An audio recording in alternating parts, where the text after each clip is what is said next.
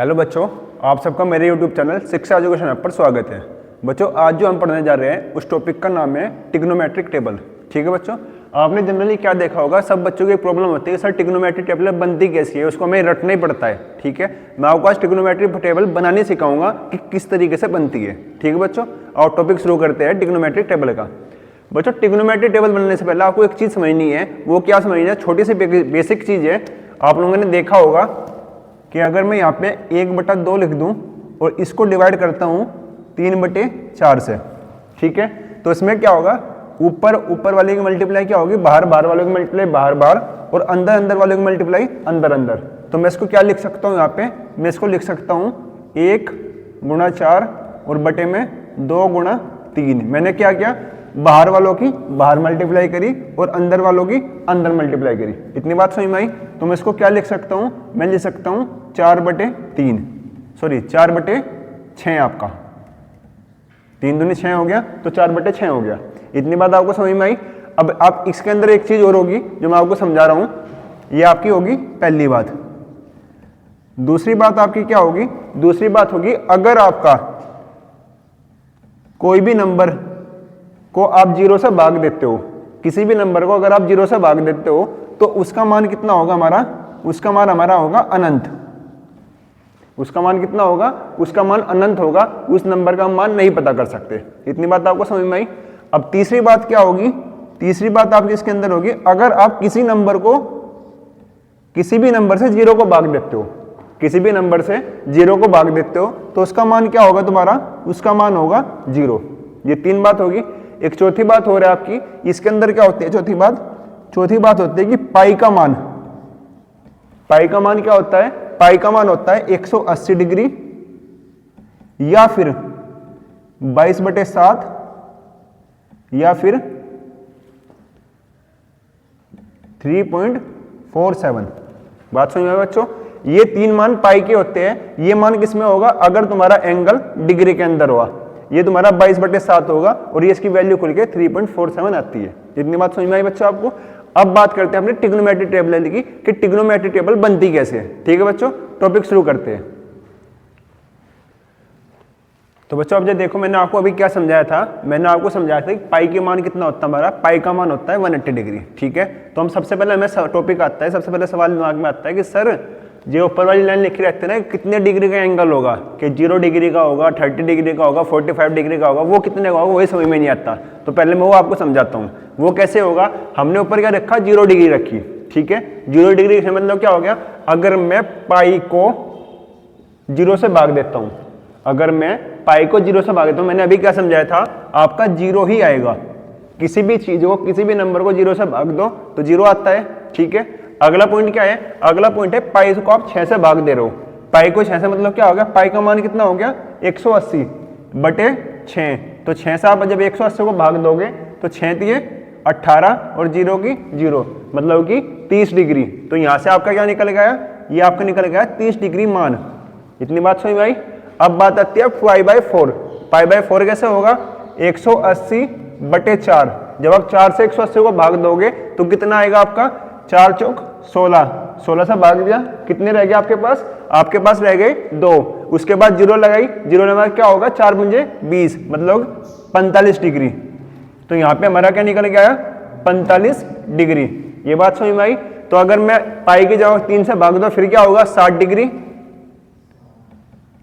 और जब मैं पाई को 180 को 2 से भाग दूंगा तो मेरा क्या आएगा? 90 डिग्री। इतनी बात आप सबको समझ में आई कि 0 degree, 30 degree, 45 degree, 60 degree, 90 degree कैसे कैसे बनेगा? अगर आप पाई को 6 से, 4 से, 3 से, 2 से भाग दोगे तो आपके ये मान निकल के आ जाएंगे डिग्री के अंदर। अब बात करते हैं बच्चों इनके नंबर, जो हमारे 0 डिग्री का मान क्या होता है, sin डिग्री, sin 30 का मान क्या होता है, sin 45 का मान क्या होता है। बच्चों, इसके लिए बस आपको एक छोटी सी लाइन याद करनी होगी, जो मैं आपको बता रहा हूँ उस लाइन को आपको याद करना है। उसके बाद आपको इस पूरे टेबल में कुछ याद नहीं करना। ठीक है, एक टेबल आप मेरे साथ याद करोगे। sin 0 का मान क्या होगा? 0। sin 30 का मान क्या होगा? 1/2। sin 45 का मान क्या होगा? 1/√2। sin 60 का √3/2 और sin 90 डिग्री का मान क्या होगा आपका? 1। ये बात आपको समझ में आई? ये आपको लाइन याद करनी है, रटनी है। मैं अभी आपको याद कराता हूँ। साइन 0 0 हो गया, 1/2 1/√2 √3/2 और 1। बात याद होगी। साइन 0 को 0 होता है, साइन 30 1/2 हो गया, साइन 45 1/√2, साइन 60 √3/2 और साइन 90 1। इतनी बात समझ में आई।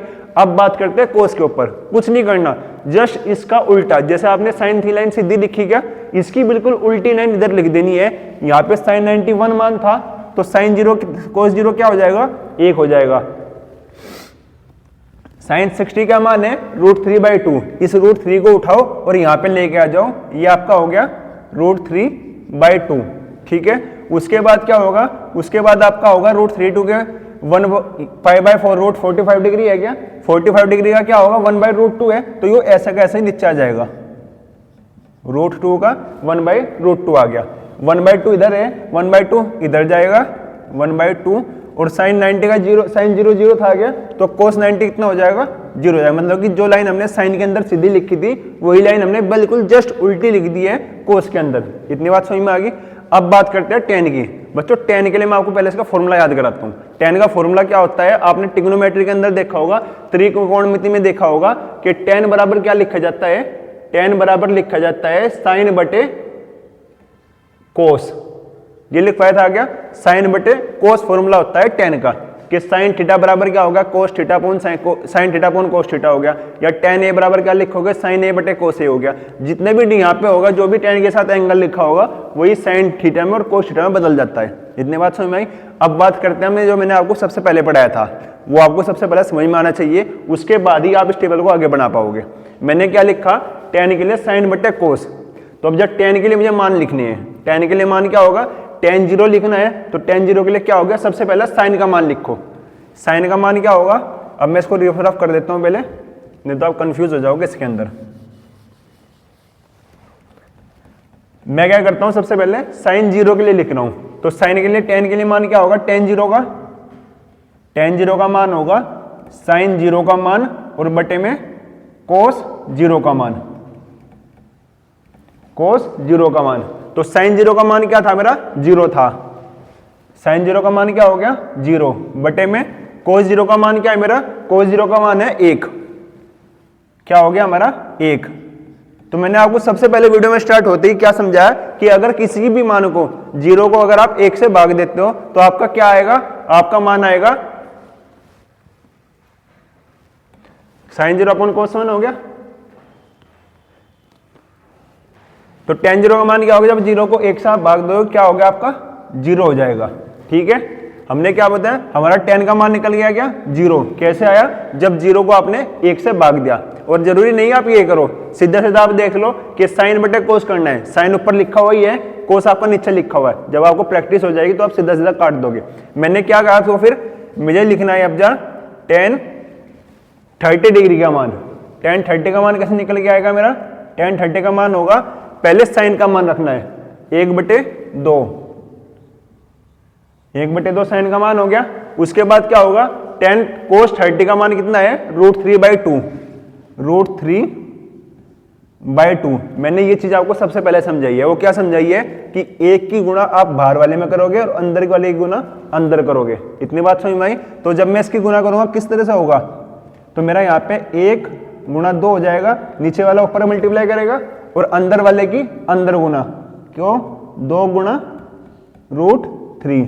इतनी बात समझ में आई। तो आगे क्या होगा आपका, बजा यहाँ पे हो जाएगा 2 की जब 1 में करोगे 2 हो जाएगा और इसकी 2√3, ऐसा का ऐसा ही हो गया। अब क्या देख रहे हो, ऊपर भी 2 लिखा हुआ है, नीचे भी 2 लिखा हुआ है, तो इससे ये वाला √2 से 2 कट गया, खत्म यहाँ पे। तो अब जब हमारा क्या मान रह गया, यहाँ पे मान रह जाता है हमारा 1/√3।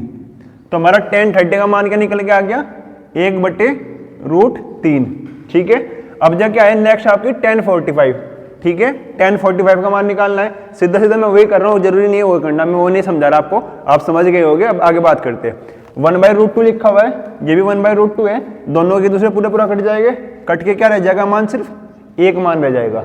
अगला पॉइंट पे क्या होगा, मुझे मान रखना है टेन 60 का, √3/2 देखा मैंने, 1/2 देखा, इसकी मल्टीप्लाई ऊपर, इसकी मल्टीप्लाई नीचे, तो 2 से 2 कट गया, खाली क्या रह गया हमारा, √3 मान हो गया।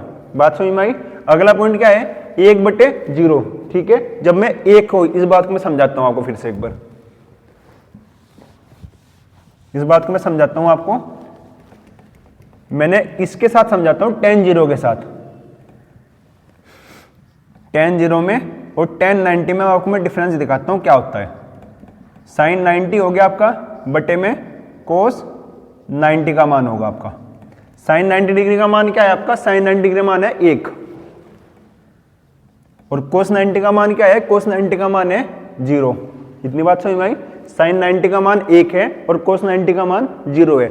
मैंने sin tan 0 में क्या समझाया था, जब 0 से डिवाइड कर रहा था 1, 0 को कौन डिवाइड कर रहा था, 1 कर रहा था, तो क्या मान आया था, 0 आया था। पर अब नीचे वाले में क्या हो रहा है, अब कंडीशन बनती है जब हमारा 0 तो यहाँ पे हो और 1 आपका यहाँ पे रखा हो, तो हम लोग इसको इनफाइनाइट बोलेंगे, हम इसको परिभाषित नहीं कर सकते, हमारा मान हम इसको नहीं बता सकते। तो इसका मान क्या हमारा हो गया, अब हमारा मान इसका हो गया इनफाइनाइट। इतनी बात समझ में आ गई। अब बात करते हैं आगे कोसेक, सेक और कोट। ये बच्चों इतने इजी है जितने इजी आपका साइन और कोस था, ठीक है। अब मैं समझाता हूँ साइन और कोस में क्या होगा। पर साइन और कोस को समझने के लिए आगे जो आपका फॉर्मूले है, आपको कोसेक, सेक और कोट, कोसेक, सेक और कोट, इन तीनों को समझने के लिए ये 3 फॉर्मूले याद रखने होंगे। और ये फॉर्मूले भी कुछ नहीं है, मैं आपको समझाता हूँ। जो कोसेक होता है वो क्या होता है, वो होता है 1/sin। 1/sin का मतलब क्या होगा कि कोसेक होगा साइन का उल्टा। जो भी आपने मान साइन में रखे हैं उसके उल्टे मान कर देना, वो सभी आपके कोसेक के होंगे। अगर अगला फॉर्मूला क्या होगा, अगला फॉर्मूला होगा आपका सेक के लिए। सेक का उल्टा किसका होगा भाई, सेक का उल्टा होगा आपका कोस, ठीक है। अगला मान क्या है, अगला कोट है। कोट किसका उल्टा भाई है, tan का। इतनी बात समझ में आई। मैं आपको यहां समझाता हूं, जो साइन है वो किसका उल्टा, कोस का उल्टा। जो कोस है वो किसका उल्टा, सेक का उल्टा। और जो tan है वो किसका उल्टा, कोट का उल्टा। इतनी बात समझ में आ गई। अब उल्टा मतलब क्या हो गया, अब मैंने क्या किया, 1/, यहां साइन लिखा हुआ है, फॉर्मूला क्या है कोसेक का, 1/sin। 1/sin का मतलब क्या हो गया कि 0 को मैं 1/0 लिखूंगा। मैं इसको लिख रहा हूं 1/0, 1/0 हो गया। 1/0 का मतलब क्या हो गया, ये कंडीशन यहाँ वाली बनी थी ना, 1/0, 1/0 का मतलब क्या हो गया, अनंत। तो हम यहाँ लिखेंगे अनंत, जिसको हम नहीं डिफाइन नहीं कर सकते, परिभाषित तो नहीं कर सकते। बात समझ में आ गई। अगला पॉइंट क्या है, अगला पॉइंट है 1/2। किसके लिए, sin 30 के लिए वैल्यू क्या है, 1/2। और इसको मैं क्या लिखूंगा, यहाँ पे ध्यान दो, मैं फिर वही वाली बात समझाऊंगा आपको। यहाँ पे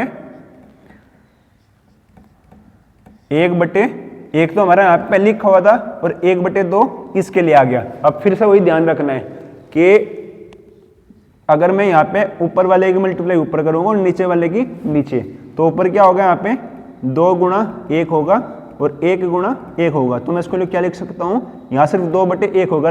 2 के नीचे अगर 1 लिखा हुआ तो उसका कोई मान नहीं होता, मैं सीधा इसको 2 लिखकर छोड़ सकता हूँ। इतनी बात समझ में आई। तो इसका मान क्या होगा, साइन कोसेक थीटा का हो गया आपका सिर्फ और सिर्फ 2। आगे क्या होगा आपका, साइन 45 के लिए कोसेक 45 की वैल्यू क्या होगी, 1/√2 है। इसको उल्टा लिखते हैं सीधे सीधे ऐसे, ये क्या हो जाएगा, √2 हो जाएगा। ये क्या है आपका साइन 30 के साथ कोसेक की क्या वैल्यू आएगी, कोसेक 60 के लिए अब जा 2/√3। ये क्या है आपका, यहाँ पे 1 है साइन 30 के लिए, साइन 90 के लिए, तो कोसेक के 90 के लिए क्या हो जाएगा, 1 ही रहेगा। इतनी बात आपको समझ में आई बिल्कुल। अब आगे जो सेक और कोट होगा, इनका भी सेम यही प्रोसेस होगा, क्योंकि ये क्या है, सेक बराबर क्या है, 1/cos है, और कोट बराबर क्या है, 1/tan। तो हम सीधे सीधे उल्टा करके लिखेंगे कि इसका बिल्कुल जस्ट उल्टा। ऊपर क्या लिखा है, 30 के अंदर 0 के लिए, cos 0 के लिए 1 लिखा हुआ है, तो सेक के लिए 1 आ जाएगा।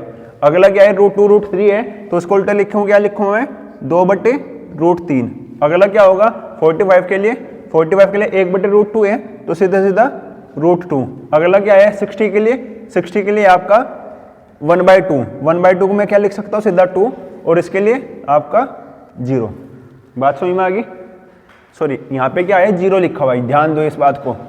1/0, 1/0 के लिए क्या कंडीशन बनती है, अनंत वाली कंडीशन बनती है, इनफाइनाइट वाली कंडीशन बनती है। बात समझ में आई, दोबारा लिख देता हूँ आपके लिए, इनफाइनाइट वाली कंडीशन बनती है। अगला क्या हो गया, कोट है क्या, कोट के लिए क्या होगा, सेम tan का उल्टा होगा, 1/0 होगा। 1/0 के लिए मैं नहीं डिफाइन कर सकता। अगला क्या है, √3 है, इसके लिए √3 लिखूंगा उल्टा करके, जो 1 है 1 ऐसा कैसे ही आ जाएगा क्योंकि 1/1 क्या होगा, फिर भी बात एक ही होगी, कोई दिक्कत नहीं है। √3 के लिए क्या होगा 1/√3।